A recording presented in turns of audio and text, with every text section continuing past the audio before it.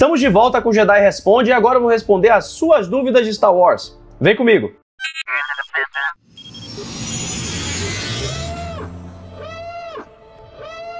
Todos os Wings Repórteres, sejam bem-vindos ao Diário Rebelde, eu sou o João Jedi e estamos de volta com o quadro Jedi Responde depois de algum tempo, meses, sem eu responder as dúvidas de vocês, mas voltamos porque é um vídeo que vocês pedem muito, vocês gostaram muito do quadro e temos uma playlist aqui já com outros Jedi Responde para você assistir. Fica comigo até o final do vídeo que eu vou contar para vocês quando é que eu vou abrir a próxima caixinha de perguntas do Jedi Responde, para você também mandar a sua dúvida do universo Star Wars e assim eu responder, ter a chance de responder aqui no canal. Mas lembrando, são as dúvidas que eu peço ali pela caixinha de perguntas do Instagram. Então siga o perfil do Diário Rebelde e também meu perfil pessoal, João Jedi, que tá aqui embaixo no link da descrição, para vocês saberem quando essa caixinha vai abrir. A primeira pergunta é do Bjorn Hack, tá sempre por aqui nos vídeos do Diário, sempre também comentando e mandando as perguntas. Olha só. Hello, João Jedi, tudo na paz? Tudo na paz, me curei aqui da mardita, peguei a Covid durante o carnaval, fiquei em casa o carnaval inteiro, mas agora tô bem, tô tranquilo.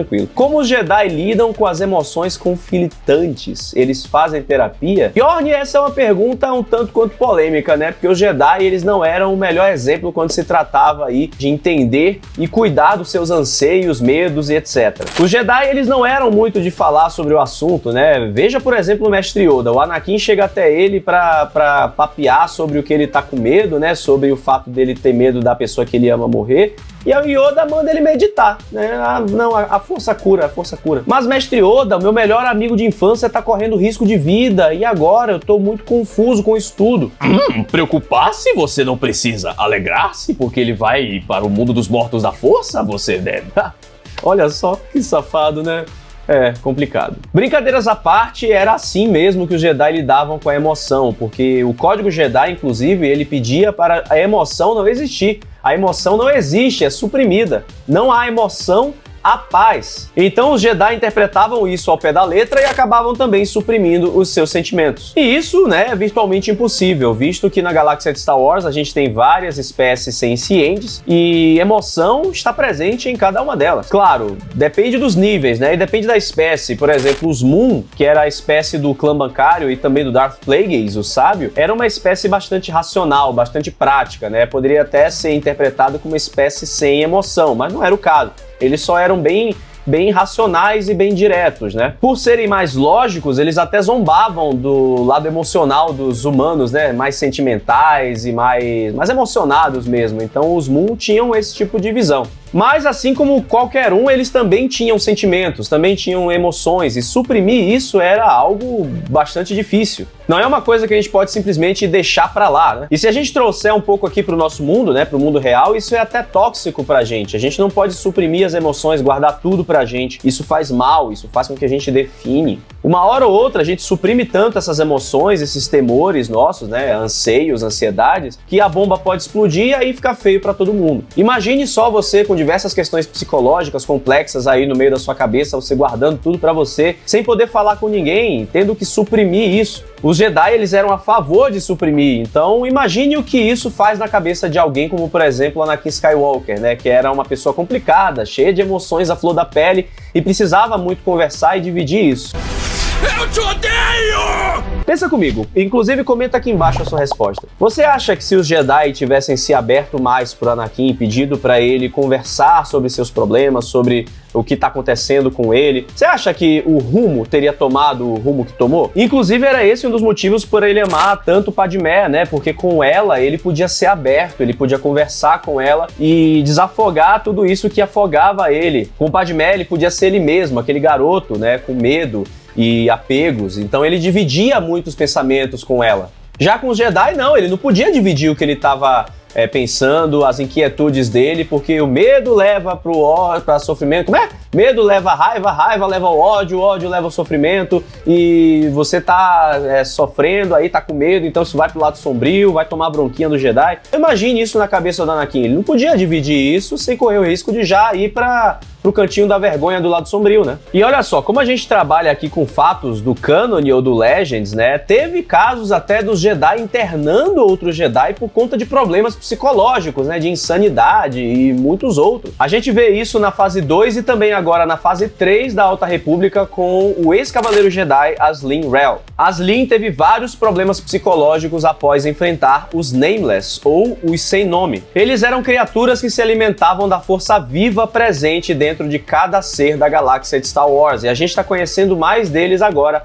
na Alta República. Então, quando eles se aproximavam de seres sensitivos à força, eles causavam alucinações, né, visões e até um pouco de insanidade. Todas essas visões terríveis que eles causavam nos sensitivos da força faziam com que eles ficassem ainda mais enfraquecidos pelo contato aí com os Nameless, com os sem nome. E assim, aos poucos, eles viravam pó e tinham a sua força viva sugada por esses seres. No caso, Aslin conseguiu sobreviver ao encontro com o sem nome, mas isso deixou ele com sequelas terríveis, como essas visões pro resto da sua vida. Então, caindo em insanidade, ele foi admitido no mosteiro Gravan, localizado na lua de Grava, uma espécie de asilo dos Jedi. Então você pode ver, Wing, que infelizmente a Ordem Jedi tomava sim providência para cuidar da saúde mental dos Jedi, mas no caso, depois que a saúde mental deles já tinha ido pro saco. Em Star Wars Rebels, a gente também vê um pouco desse costume tóxico dos Jedi. Kanan tinha muita dificuldade em treinar o Ezra no início, porque o Ezra sempre foi um aprendiz bem pouco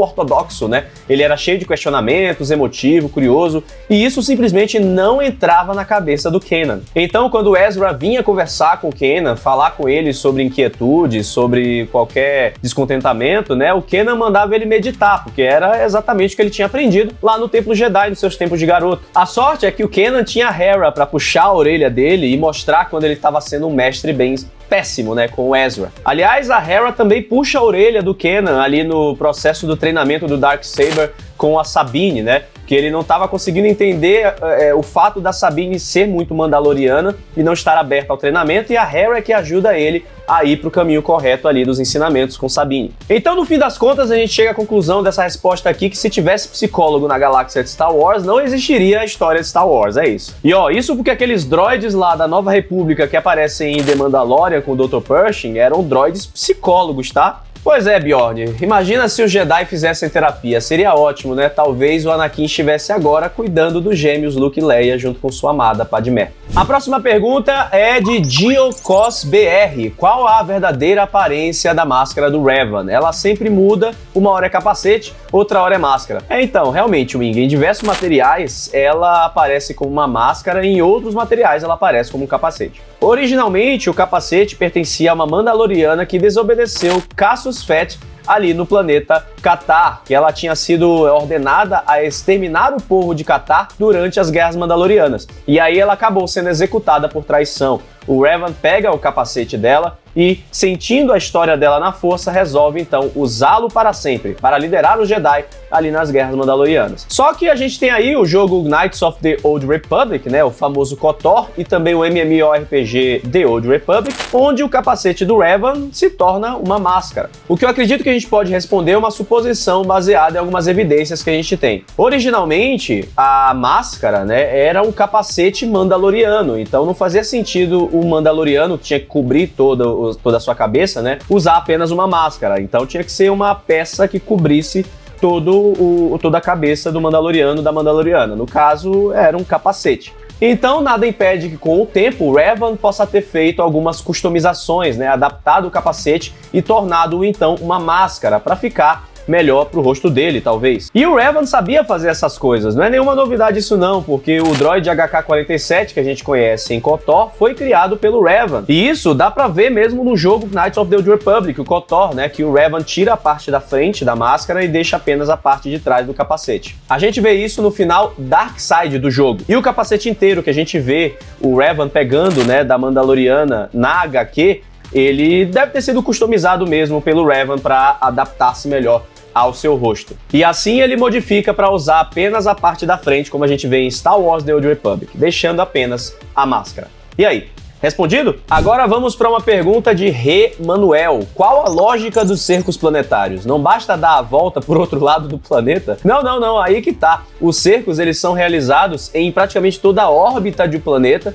de uma ponta a outra. Quer dizer, não tem ponta num planeta, mas vocês entenderam a ideia. Mas enfim, os cercos, eles não são mostrados na totalidade, né, na sua extensão completa, mas sim, eles levam ali um cerco praticamente em volta de todo o planeta. Claro que em Star Wars a gente não vê tudo, porque não tem como ver tudo, mas a gente vê o ponto central da história, né? Onde a narrativa precisa andar. E mesmo que os cercos eles fossem realizados apenas em um lado, entre aspas, né, do planeta, vamos parar para pensar aqui. Se por acaso a pessoa ou o exército consegue dar a volta, né, e pousar ali no planeta, não ia adiantar muito ele pousar do outro lado do planeta, porque se está rolando um cerco ali no outro lado, é porque aquele outro lado é mais importante. Então tem motivo para aquele cerco estar lá. Por exemplo, o cerco pode estar em volta de algum centro comercial do planeta, ou de fábricas, ou de locais onde é preciso ter o sustento daquele planeta, ou até mesmo de reservas de alguma substância valiosa, né? A gente vê vários cercos em Star Wars, como por exemplo o cerco a Lothal,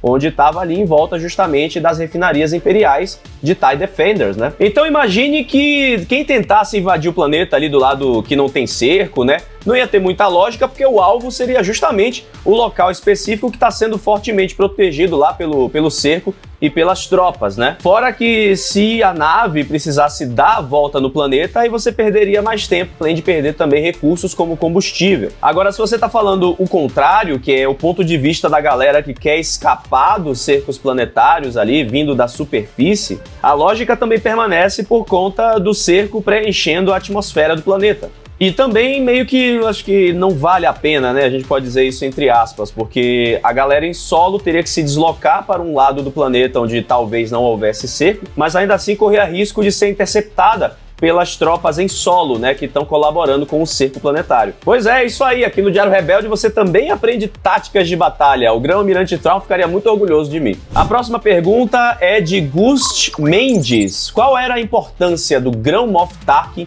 para o Império? Se ele tinha uma importância, vou dizer aqui para você, que era gigantesca. Só para você ter uma noção, o Grão Moff Tarkin era o único que tinha essa hierarquia no Império, de Grande Moff, né, ou Grão Moff. Esse cargo foi criado pelo Imperador Palpatine apenas para ele, e era um cargo muito mais político do que militar. O Tarkin, ele também era governador regional, né, ele era responsável também por controlar setores específicos do Império Galáctico na galáxia. A gente pode dizer aqui que a maioria dos planetas da orla exterior, incluindo Lothal, faziam parte do governo do Grande Moff Tarkin, e ele também fazia parte ali da patotinha, né, do trio não oficial governante do Império, que era composto pelo Imperador Palpatine, obviamente, como comandante supremo, abaixo dele o Darth Vader, e ali parelho junto, né, tinha o Grande Moff Tarkin. Apesar de que na época que o Grande Moff existia, né, que o Tarkin estava vivo e ativo, o Vader ele não tinha muito papel político, né? Então a gente podia dizer que o Vader era meio que o braço estratégico militar, entre aspas. Ali naquele período de Uma Nova Esperança, o Vader nem atuava tanto nesse sentido. Ele atuava, sim, como um braço militar, mas não necessariamente estratégico do Palpatine. Ele funcionava mesmo como um aprendiz do Palpatine que estava ali no meio da hierarquia imperial. Mas a gente pode dizer que sim, que ele era o lado direito, né, o braço direito do Palpatine, e o Tarkin funcionava como o braço esquerdo. O Imperador ele tinha tanta estima pelo Grande Moff Tarkin que deixou até a Estrela da Morte sob o comando dele. E se vocês lembrarem lá em Uma Nova Esperança, o Tarkin ele ficava até acima das decisões do Vader, né? O Tarkin era superior ao Vader lá na hierarquia da Estrela da Morte. Além disso, ele também foi responsável por vários avanços do Império a partir de um discurso que ele deu quando ele foi consagrado Grande Moff pelo Imperador. Esse discurso ficou conhecido pela galáxia inteira, e nele o Tarkin, obviamente, elogia o Palpatine, né? E também ele começa dizendo que o Império só será poderoso a partir de demonstrações esmagadoras de força. E não forças menores, sozinhas, espalhadas, né? Ele queria grandes atos de força esmagadora para botar ordem no Império Galáctico, para botar ordem na galáxia, melhor dizendo. E aí, com esse discurso, ele acabou criando a famosa Doutrina Tarkin, uma doutrina que defendia a governança através do medo e da força bruta contra rebeliões ao regime do Império. Essa doutrina era super apoiada pelo Palpatine e ele gostava muito de endossar ela pela galáxia toda. Então, meu querido Gus Mendes, pois é, o Tarkin tinha não apenas uma pequena importância, tinha muita importância e muita moral com o Imperador Palpatine. Quer dizer, até que... Seguindo aqui para mais uma pergunta nesse Jedi Responde, vamos responder Rick FP. Oi, João. Oi, tudo bom? Existe droids com aparência humana? E olha só, meu caro Wing, sim, existe droid com aparência humana. Por sinal, tinha uma categoria específica de droids que abrangia aí esse modelo que era muito realista, né, comparado com humanos. Esses droids eram chamados de droids réplica humana, ou HRDs para os íntimos. Esses droids eles tinham uma aparência ultra realista e eram projetados para ser quase indistinguíveis dos humanos, né? Indistinguíveis? Eu falei certo? Não. Enfim, eles eram revestidos com pele sintética, né, uma biofibra, que era praticamente uma pele artificial. Inclusive, no universo expandido Legends, foi tentado aí emplacar um projeto para substituir os oficiais imperiais por esses droids de aparência quase humana, né? Porque eles até eram quase impossíveis de se detectar por bioscanners. Vários scanners médicos de alta qualidade também não conseguiam distingui-los dos humanos normais, né? Como a gente, eu e você. Quer dizer, eu espero que você seja um humano. Esse foi um projeto criado pela Aliança Rebelde, mas acabou não vingando, porque a ideia era que eles tivessem agentes rebeldes infiltrados ali no Império Galáctico. Mas era um projeto muito caro, né? Esses droids aí, sintéticos, humanos, etc., eles eram muito custosos, então acabou não vingando mesmo, não foi pra frente. Outro exemplo que a gente pode trazer aqui, que também é do Legends, era a droid réplica humana Guri. Pois é, o nome dela era Guri. Ela era uma droide classe assassina que servia como guarda-costas do Príncipe Xizor, que era o líder do Sol Negro, a organização criminosa que a gente vê nas histórias Legends Sombras do Império. Por sinal, o Xizor deixava ela tanto cuidar ali dos negócios do Sol Negro que muita gente pensava que ela era líder da organização, da facção criminosa, e não o Príncipe Xizor. E agora, seguindo, a gente tem mais uma pergunta, dessa vez um pouco mais pessoal, né, do Marcos Felipe Paula. Estilo de sabre de luz favorito e por quê? Olha, estilo de sabre de luz favorito é uma boa pergunta, mas eu vou dizer aqui que eu gosto muito dos sabres single, né, dos sabres de lâmina única, os sabres clássicos, né. Eu sou um cara clássico, um cara vintage, e eu, inclusive, já fiz muitos duelos de sabre de luz quando eu era um pouco mais novo, né, pelo Conselho Jedi Bahia. Eu gostava muito de duelar com um sabre só. Eu cheguei a duelar com 2 sabres, né, uma vez eu fiz cosplay de Starkiller, mas é muito complicado, é muito difícil e puxado mesmo. Mas eu sou um cara que prefere o clássico, então meu sabre de luz favorito, meu estilo de sabre de luz favorito é o sabre de luz de uma lâmina só, sabre de luz azulzão, e por sinal, eu gosto muito também do estilo de luta Soresu, que é o estilo de luta do Obi-Wan Kenobi. Eu explico um pouco sobre essa forma de combate do Obi-Wan nesse vídeo aqui, que você pode assistir depois. E a última pergunta desse Jedi Responde é do Lucas Martins 97. Como Han Solo ficou um fantasma da força? Acho que esse é o maior erro da Disney. Ó, eu acho que tem erro maior que esse aí, viu? Mas vamos lá, vou te responder. Primeiro de tudo, não considero um erro, porque o Han Solo ali, em Ascensão Skywalker, ele não é um fantasma ou espírito da força. A gente tem algumas explicações para trazer isso aqui. Primeiro de tudo, é que ele pode ser uma visão projetada pela força para o Kylo Ren, né, para o Ben Solo, ali naquele momento. Ele estava com um conflito de luz e trevas, né, ali num momento muito necessário da sua vida, após ele ter enfrentado a Rey e pronto para o combate final com o Imperador Palpatine, né, que tinha voltado. Então, era o ponto máximo de conflito dele, e a gente pode entender que o Han Solo atuou ali como uma projeção da força para puxar o Ben Solo para a luz de volta. Há inclusive uma teoria de que ali foi uma projeção da força gerada pela Leia em seus últimos momentos. Isso teria sido meio que uma jogada de mestre da nossa querida senadora / general / princesa, que em seus últimos momentos de vida projetou essa visão do Han Solo para o Ben, para poder puxá-lo para a luz de volta, né, para poder redimi-lo. Essa teoria da Leia ter projetado essa visão aí, inclusive a própria participação do Harrison Ford como Han Solo, só ocorreu tudo aí por conta do falecimento da Carrie Fisher, né? A gente pode imaginar que se houve algum planejamento para a redenção do Kylo Ren, eu imagino que a Carrie Fisher deveria ser esse ponto focal, né? A princesa Leia, no caso, a Leia Organa, seria esse ponto focal com a mãe puxando o filho para a luz. Mas infelizmente a gente perdeu a Carrie Fisher ali no final de 2016, então isso não foi possível, claro, e tiveram que chamar o Harrison Ford para voltar para tentar arrumar algum tipo de bagunça. E eu vou trazer uma opinião polêmica aqui. Eu diria que, apesar dos pesares, a redenção do Kylo Ren, junto com a Leia ali participando disso, na participação da Carrie Fisher armengada ali com cenas dela de Despertar da Força que foram cortadas, eu acho que foram as melhores coisas de Ascensão Skywalker, tá? Nesse grande bolo aí do episódio 9, eu acho que pelo menos essas duas coisas se salvam. Comente aqui embaixo se você concorda, mas ó, por favor, calma e paz, tá?